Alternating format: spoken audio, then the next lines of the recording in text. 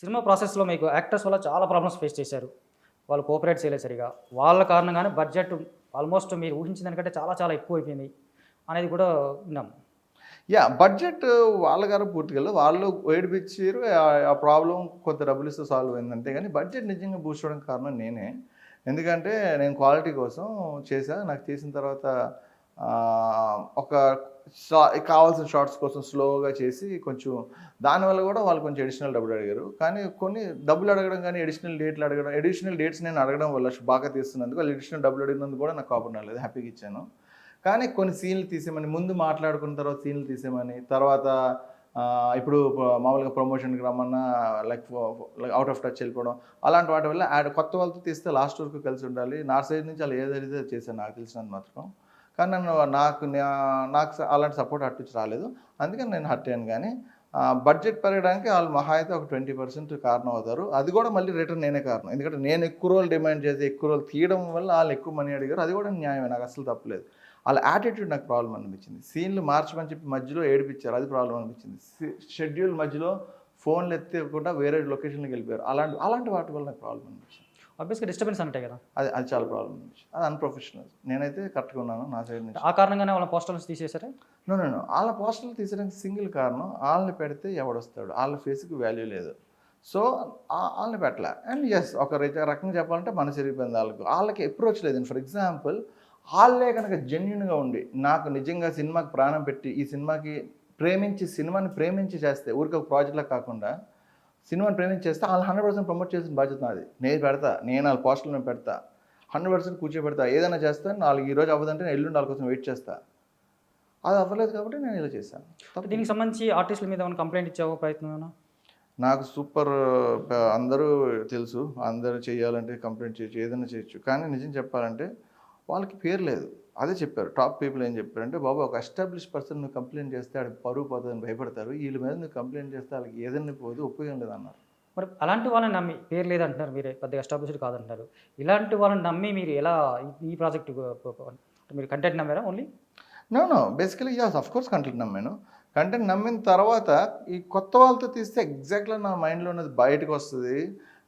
నాకు ఫుల్గా సపోర్ట్ చేస్తారు, ప్రాజెక్ట్ అంటే ప్రాణం ఇస్తారు. అలాగే అనుకుంటాం కదా, కొత్తలకు అవకాశం ఇస్తే చాలామంది ఫైట్ చేస్తుంటారు. నెపోటిజం అని చెప్పి కొత్తలకు అవకాశం ఇవ్వమని చెప్పి హవరేషన్ చేస్తుంటారు అందరూ.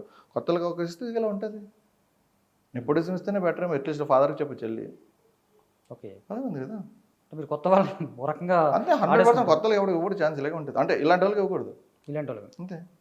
నెపోటిజం బెస్ట్, యాక్చువల్లీ నెపోటిజం గుర్తులేదు, అదే చెప్పాలి. అందులో మెయిన్ లీడ్ చేసిన ఒక ఆర్టిస్టు, నేను పేరు చెప్పను, మీరు చెప్తే హ్యాపీ. అతను వాళ్ళు ఇంకెక్కువ సఫర్ అయ్యారు మీరు, అంటే ఇబ్బంది పడ్డారు బాగా. సఫర్ అవ్వడం కాదు, బాగా ఇరిటేట్ చేశాడు అతను, మిమ్మల్ని బాగా ఇబ్బంది పెట్టాడు. ఓకే, 2 పాయింట్స్ అండి ఇక్కడ. నాకున్న ముగ్గురు మెయిన్ క్యారెక్టర్స్ యాక్టింగ్ పరంగా లొకేషన్లో కెమెరా ఆన్ చేసి కట్ చేసిన తర్వాత లొకేషన్లో జీరో చాలా బాగా చేశారు, హ్యాపీ. యాక్టర్స్ పరంగా లొకేషన్, కానీ ఆ కెమెరా ఆన్ చేయడానికి ముందు తర్వాత ఆ లొకేషన్కి రావడానికి చాలా ఇబ్బందులు అయ్యాయి. సో యాక్టర్స్ పరంగా నాకు ప్రాబ్లం లేదు. నేను ఒక స్టేజ్ నుండి సగం సినిమా తీసిన తర్వాత మళ్ళీ ఆడిషన్స్ చేసి కొత్త సినిమా మళ్ళీ వేరే వాళ్ళతో ఇదే సినిమా అనుకున్నాను, ఎందుకంటే వీళ్ళు నాకు నచ్చక. కానీ యాక్టర్లు నచ్చారు. వేరే ఎవరు ఆడిషన్ చేసినా నాకు వీళ్ళే కరెక్ట్ అనిపించారు. వెనక్కి వచ్చి వీళ్ళతోనే వాళ్ళు బాధలు పడి సినిమా పూర్తి చేశాను.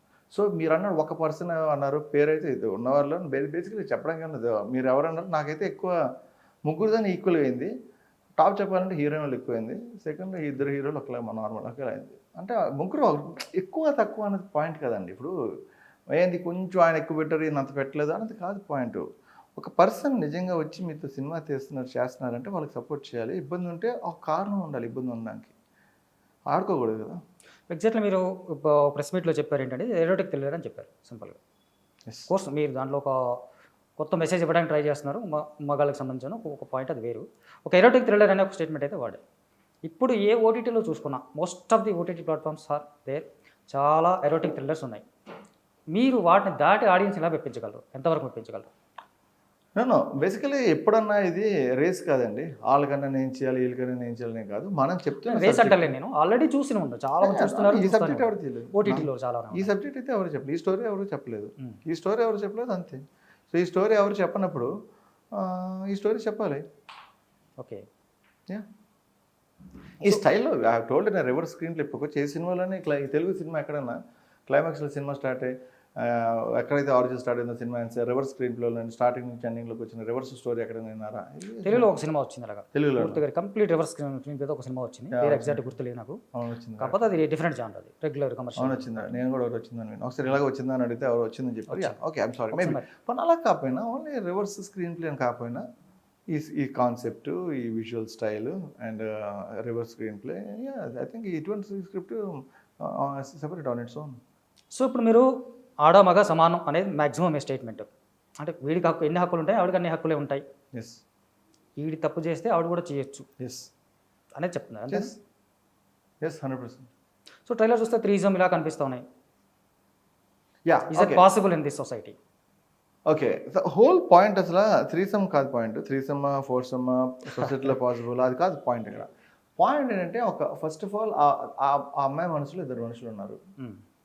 సో నా హోల్ పాయింట్, ఆ అమ్మాయికి వై కాంట్ ఒక ఎంతో బౌండ్లెస్ లవ్, ఎంతో devotional and pure love, pure అంటే most divine powerful love, boundaryless love ఒక్క మనిషితోనే ఎందుకు ఉండాలి, మోర్ దెన్ 1 person కి ఎందుకు లిమిట్ చేసాం, why can't even love more than 1 person అనేది తను ఫీల్ అయింది, తన స్టోరీ.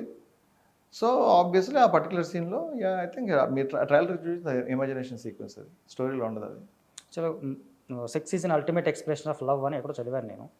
రాంగ్, అది తప్పది, రాంగ్ స్టేట్మెంట్. నేనైతే ఒప్పుకోను. ఆయన ఇచ్చిన దాంట్లో ఆయన ఇచ్చిన ఎవరో తెలియదు, కానీ సెక్స్ ఇస్ 10% ఆఫ్ లవ్ అంటాను నేను బేసికలీ. మిగతా 90% లవ్, జస్ట్ 10% సెక్స్ అంటే. సెక్స్ ఇస్ 10% ఆఫ్ లవ్ నా ఉద్దేశం. Okay. And there is no relation without love is useless.